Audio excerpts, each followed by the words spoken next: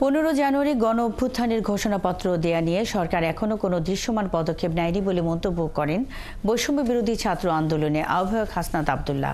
এ বিষয়ে সরকারের আরও তৎপরতা আশা করেন তিনি। রাজধানীর বাংলা মোটরে বৈষম্য বিরোধী ছাত্র আন্দোলন ও জাতীয় নাগরিক কমিটির যৌথ সংবাদ সম্মেলনে একথা বলেন তিনি।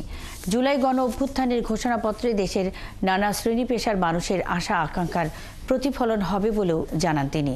ঘোষণাপত্রের বিষয়ে সাধারণ মানুষের মতামত নেওয়া হবে। এ লক্ষ্যে আগামী 6 জানুয়ারি থেকে 11 জানুয়ারি পর্যন্ত সারা দেশে বৈষম্য বিরোধী ছাত্র আন্দোলন ও জাতীয় নাগরিক কমিটি গণসংযোগ ও লিফলেট বিতরণ করবে বলেও জানান হাসনাত আব্দুল্লাহ।